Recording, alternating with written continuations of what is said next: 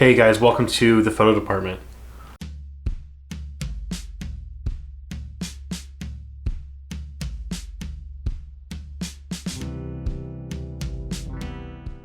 I wanted to do this episode outside because it's really nice out today, but since it's so nice out, all my neighbors and their children are outside making a ton of noise, and while I don't really mind the noise, I don't really want it in my video. So I'm inside, and it's beautiful outside, and I'm stuck in here. Today I'm drinking Southdown Coffee. This is a Kenya peaberry, which is also something that's really cool. Peaberry coffee is coffee that is harvested from bushes that have really small berries or cherries, and the resulting beans are also very small. It's really delicious. I got this from Zoe, who follows me on Instagram, and they sent me this coffee, and it's really, really great. Southdown is in Long Island, New York. If you want to go check them out, I highly recommend that. Today, I want to talk to you about something that I was aware of but didn't really know anything about up until very recently. And it's one of those concepts in photography that seems really complicated and really difficult to figure out, but once you do like the smallest bit of research, it's pretty easy to figure it out. That concept is reciprocal failure. I had no idea what that really meant when I first heard about it, but I knew it had something to do with the breakdown of the ability of film to take proper exposures at long exposure times. And I honestly didn't give it a lot of thought up until recently. I was watching one of Willem Verbeek's videos, and I'll link it up here, and he's talking about Todd Hido's work. And Todd Hido is a fantastic photographer that does these really haunting, ethereal scenes, houses with like one light on in a window, usually in snow, but always at night, and it's just really, really fascinating work. And he shoots everything, I believe, on a Pentax 6.7, and he does long exposures on a tripod. I've always been interested in long exposure photography, but I've never really partaken myself. I've done some like test frames on my digital cameras to see what it looked like and what effects I could achieve, but I've never really used long exposures in a professional situation beyond like 30 seconds tops. So I wanted to, one, take the concept that Todd Hido has been doing and see if I can do something similar and get an interesting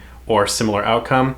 And then I wanted to see if I could actually see reciprocal failure in action. So I went outside and took some photos of this garbage dumpster thing that's on my street. This scene first caught my eye a couple weeks ago because someone spray painted "I love you" and "abolish ICE" on different sides of the trash bin, and those are very poignant feelings right now. I decided to shoot this with my Rolleiflex and some Ilford HP5.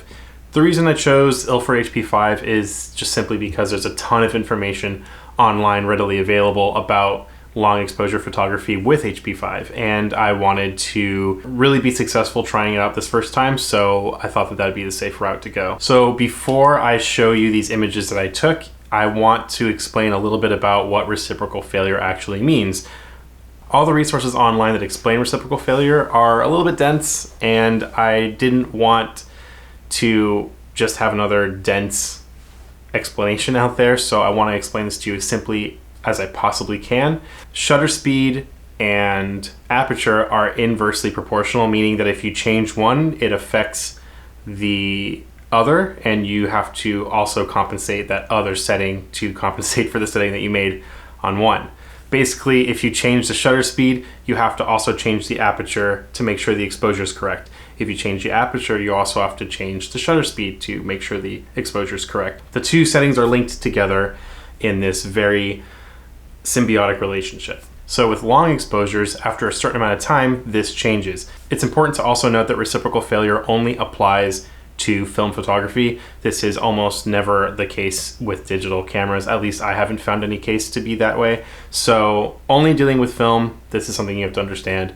Digital doesn't really matter. So reciprocal failure is the breakdown of that relationship between shutter speed and aperture. And basically what that means is after about 1 to 3 seconds on most films, and all films are different, the relationship breaks down in that you will get a meter reading in a specific scene that'll tell you a specific shutter speed time, but in reality you need more time. Basically, the lower the light is, the less responsive film is to that light. What's happening is, since there's less light available, the silver halide crystals on the surface of the film are not being hit by the protons evenly, so you're not going to get an even exposure because you're not allowing enough light in over a period of time.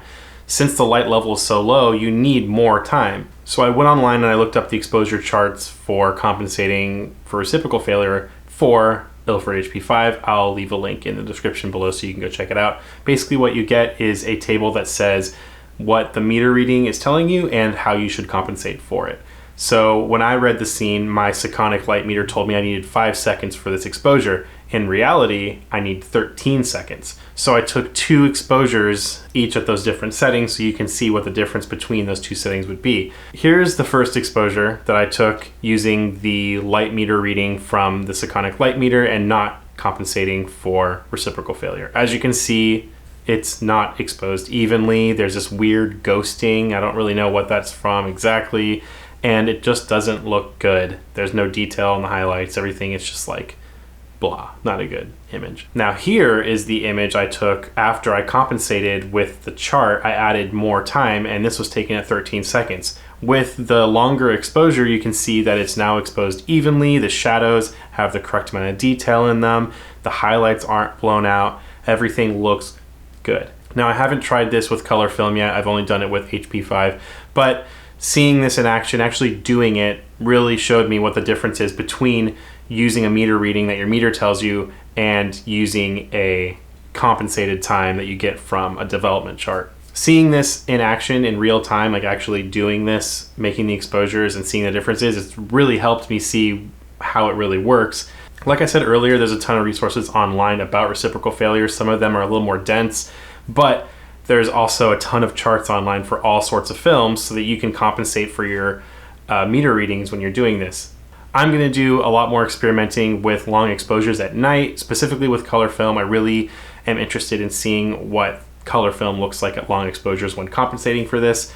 And it's really exciting because this is opening up an entirely new type of photography for me that I've actually never done myself. And sometimes I'll get blocks where I don't know what I should do, and I have like these ideas in my head that are kind of like half-baked, and I just feel creatively like in a slump. But this is a really cool thing that I can try, and I'm really excited to get into it. So yeah, thank you guys for watching. I hope this video made sense, and I hope that you are inspired to go out and try some long exposure photography for yourself. I will leave all of the resources I found for reciprocal failure in the description below. If you have any questions or if anything was unclear, please leave me a comment. I would love to talk to you about it. Make sure you follow me on Instagram. I say that all the time, but just do it. Make sure you check out Willem Verbeek's channel. He is a massively talented photographer in New York, and he recently just put out a zine. I will leave a link right up here that will take you to that video about his process making that zine.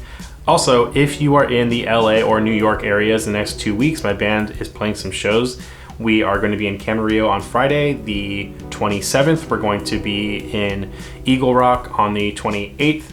And then the first weekend of May, we're going to be in New York, in Brooklyn, and we're playing in Manhattan, I believe, too. So I will leave a link to my band's page below, and if you are interested in seeing me play live or meeting me, you can come to those shows, and I will be there. I will have a camera, and it'll be fun. So thank you guys for watching. I'll see you next week.